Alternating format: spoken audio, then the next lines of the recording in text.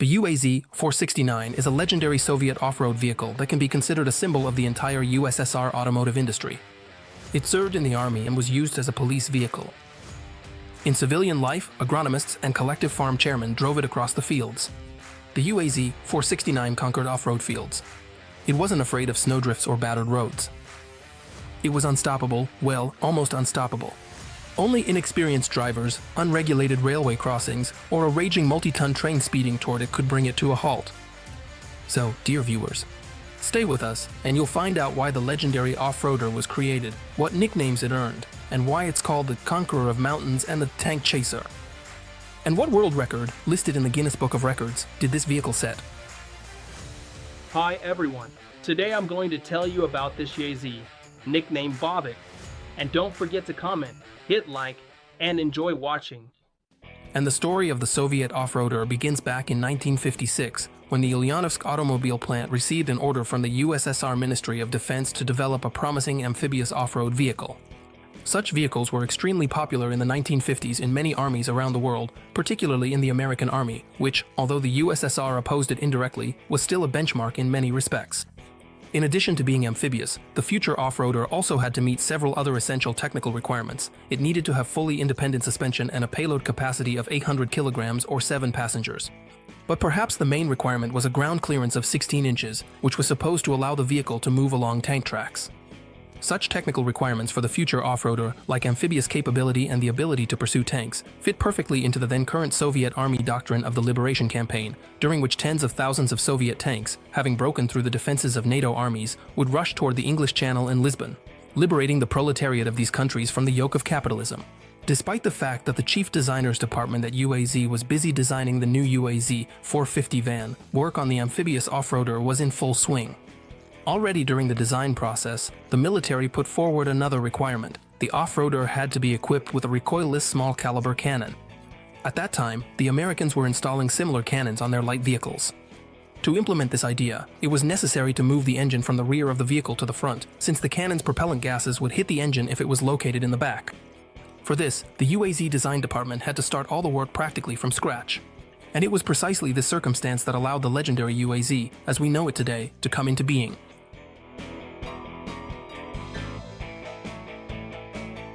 Already during the work on changing to a front-engine layout, the Ministry of Defense somewhat revised its requirements for the technical parameters of the future off-roader. The need for amphibious capability disappeared, the model was to be entirely land-based, and the idea of mounting a recoilless gun on the vehicle was also abandoned. The only requirements that remained were for independent suspension and a ground clearance of 16 inches, as well as the ability to carry 7 passengers or 800 kilograms of cargo. At the same time, the vehicle body had to be standardized for both passenger and cargo transport, because the previous Army model had 2 modifications, the 3-door cargo UAZ-69 and the 5-door passenger UAZ-69A. As for the required ground clearance, certain difficulties arose here, the solution to which required unconventional approaches. Therefore, they decided to build upon the already established technical foundation. In 1960, 2 prototypes were built, one named the UAZ-460, which was based on the chassis of the UAZ-450 Loaf van with a dependent suspension. The second prototype, labeled UAZ-470, received an independent torsion suspension, which it inherited from a previously developed amphibious vehicle. The first variant did not satisfy the military, since the vehicle lacked the necessary ground clearance, and its tactical and technical characteristics were on par with the old UAZ-69 military off-road vehicles. Therefore, they settled on the option with independent suspension and wheel reduction gears, since this vehicle demonstrated excellent off-road performance. But even here, difficulties arose. Adequate ground clearance was only present when the vehicle was unloaded. When fully loaded, the off-roader sagged significantly. In addition, the independent suspension, along with the new transmission, would require a separate assembly line during production. And that would require extra funding, which they didn't have. Moreover, the reliability of the torsion suspension was questionable. But a solution was found. It was decided to build the vehicle with a dependent leaf spring suspension, but to keep the wheel reduction gears, which were fitted with internal meshing gears. As a result, the vehicle's ground clearance was only 12.5 inches instead of the stated 16. But this completely satisfied the designers, since a higher ground clearance led to the vehicle tipping over due to a noticeably high center of gravity.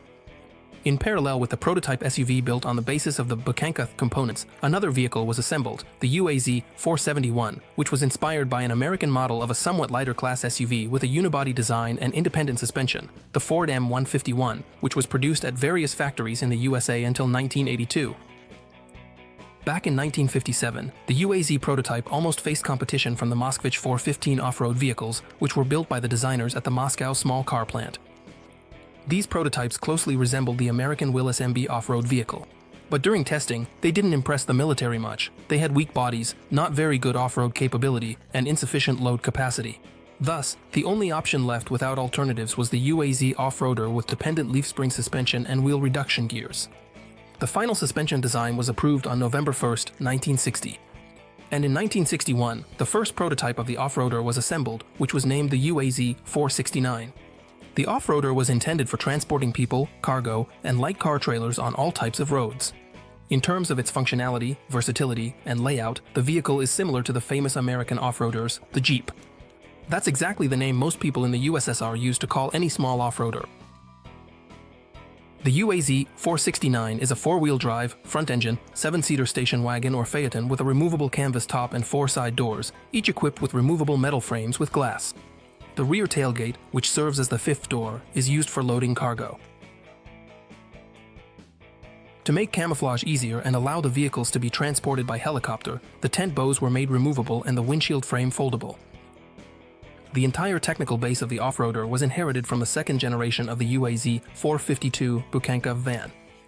The frame, the overhead valve 75 horsepower engine, which was also installed in the Volga GAZ-21, and the 4-speed manual gearbox. The vehicle's front axle could be disengaged. The transfer case and the multiplier were housed in the same casing as the gearbox, which was a significant advantage of the new off-roader compared to the GAZ-69, where the driveshaft between the units generated a lot of noise and vibrations. Alongside the military version of the off-roader with wheel reduction gears, a civilian version without reduction gears, the UAZ-469B, was developed, where the letter B stood for Bez Reduktorny, without reduction gears. Subsequently, about 80% of all UAZ vehicles would be produced specifically in the non-reduction gear version. They were also called Kolkhoz, collective farm, models because a large number of these off-road vehicles were used in agriculture. Immediately after the construction of the UAZ-469 and UAZ-469B vehicles, they underwent factory testing and were later sent for state trials, during which the off-road vehicles successfully crossed the deserts of Central Asia, the Pamirs, reached the Caspian Sea, and then returned to Ulyanovsk along the Volga River. Based on the results of the state trials in 1964, the UAZ-469 vehicles were recommended for mass production. But things didn't turn out as expected. It would be another long 8 years before the UAZ-469 would go into mass production. This delay was caused by the fact that the engine supplier, ZMZ, did not have sufficient production capacity and could not provide the Ulyanovsk plant with the necessary number of power units. They only had enough to produce the UAZ-452 Buchanka vans. Additionally, the Ministry of Defense of the USSR was still uncertain about the advisability of replacing the old and proven GAZ-69 off-road vehicles. Despite the uncertainty, work on the UAZ-469 off-road vehicles continued. The design was improved and the appearance was modified. It was during these years that the off-road vehicle acquired its final appearance, featuring rounded fenders, the distinctive shape of the horizontal slots in the radiator grille, and the cut-off lower edge of the doors. It was only on March 29, 1971, that a special order was issued by the Ministry of Automotive Industry to launch serial production of the UAZ-469 model at the Ulyanovsk automobile plant. At the end of 1971, a trial pre-production batch was assembled. And on December 15, 1972, the first serial UAZ-469s rolled off the assembly line at the plant in Ulyanovsk. So, from the construction of the first off-roader to its serial production, a whole 11 years had passed. In Western car companies, several generations of cars could have changed over such a long period. But this situation was the norm for the USSR, where communist state bureaucracy got in the way, and there was a lack of production capacity and, above all, technical infrastructure. Immediately after the start of mass production, UAZ-469 off-road vehicles were involved in various, one might say, promotional campaigns, but in the context of a state-planned economy, these were more like propaganda campaigns. One such campaign took place in the spring of 1973, when UAZ vehicles completed a Moscow-Magadan road trip covering 23,000 miles. And in August 1974, production UAZ-469s climbed up the slope of Mount Elbrus to an altitude of 13,000 feet.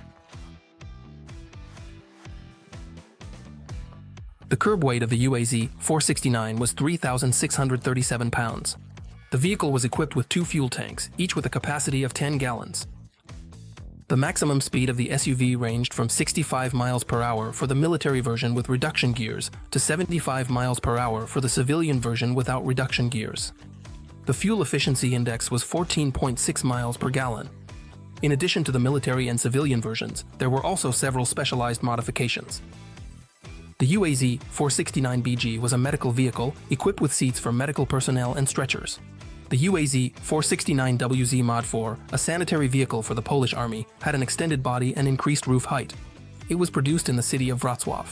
The UAZ-469RX was a vehicle for radiological and chemical reconnaissance. The UAZ-469AP was a patrol police version, which was fitted with an all-metal roof. A metal grille was installed between the rear row of seats and the side seats in the rear compartment. The rear doors of this modification were locked from the outside with a lock. Almost every police station in the USSR received these UAZ vehicles. They were especially common in the provinces where there was a lack of paved roads and vehicles with exceptional off-road capability were needed. The police UAZ-469s earned the nickname Bobik. According to one version, this was because whenever something criminal happened, a UAZ would immediately show up with the local police officer. The whole thing resembled a search dog that picks up a scent and follows the trail. And Bobik was actually the most common dog name in the USSR. According to another version, the vehicle got its nickname from collective farm workers, tractor drivers, and combine operators who were frequently visited in the fields during harvest by agronomists or collective farm heads. During this hot harvest season, the management was especially fussy and moved from one field to another. So, when the workers saw the UAZ of their agronomist or collective farm head approaching, they would laugh and say, "Oh, look, here comes our Bobik." Which of these versions is true is unknown, but from then on, all UAZ-469s would be called Bobiks. In the army, sports, and agriculture, the UAZ-469 Bobik became an indispensable helper. But already at the beginning of the 80s, the vehicle needed significant modernization to meet stricter safety, environmental, and ergonomic standards. In 1985, the off-roader was modernized. The military version with a reduction gear received the index 3151 according to the new classification, while the civilian version without a reduction gear was designated 31512. The modernized off-road vehicles received numerous technical improvements: a hydraulic clutch actuator, new lighting devices, an electrically powered windshield washer, hanging clutch and brake pedals, new improved axles, a dual-circuit braking system, a safety steering column, and a more efficient and reliable heater. The parameters of the power units will also change. The power of the UMZ-417 engine increased to 90 horsepower, and the 4-speed gearbox became fully synchronized. Meanwhile, the design of the vehicle remained almost unchanged. In addition to Ulyanovsk, off-road vehicles were also assembled in small batches at automobile plants in Ukraine, Azerbaijan, Germany, Vietnam, and Cuba. The UAZ-469 was especially popular in Italy during the 70s and 80s. The official dealership that handled the sale of UAZ vehicles on the Apennine Peninsula was the Mortarelli Brothers company, Marbers. To promote this off-roader in Italy, brothers Luigi and Filippo Mortarelli actively participated in various rally raids and off-road racing competitions. Such cooperation between the Italians and Avtoexport, which represented the Ulyanovsk plant, began back in the 60s. Only back then, the Mortarelli brothers were importing the previous model of off-roader, the GAZ-69. So the import of the UAZ-469 to Italy didn't happen out of nowhere, but rather followed an already established scheme. The Italians, who were passionate about off-road vehicles and motorsports, really took a liking to these cars for their exceptionally sturdy build, good off-road capability, endurance, Spartan interiors, and the option to drive with the top down. The UAZ vehicles imported into Italy underwent pre-sale preparation at Mortarelli's production facilities in Milan and Rome, where the cars were customized to suit each specific customer. Diesel engines were installed directly in Ulyanovsk, while in Italy, UAZ vehicles were additionally fitted with power steering, sport-style seats, and, on certain cars, a hardtop roof. Right in front of the gates of the Mortarelli company, an obstacle course was built with a water-filled ditch and ramps, where potential buyers could see for themselves how the tuned UAZ vehicles tackled the obstacles and performed impressive jumps off the ramps. The most successful advertisement for the Italian UAZs was a rally raid across the sands of the Sahara, covering 6,835 miles, carried out by the Mortarelli team consisting of 4 UAZ-469B vehicles and 1 Dnipro motorcycle. In addition, from 1985 to 1992, the younger of the brothers, Filippo, repeatedly became the Italian off-road racing champion in a specially prepared UAZ. Perhaps one of the most extraordinary cars built by the Motorelli brothers is the Bigfoot, which was constructed on the basis of a UAZ-469 off-roader. This car was first showcased in 1986 at the Turin Auto Show.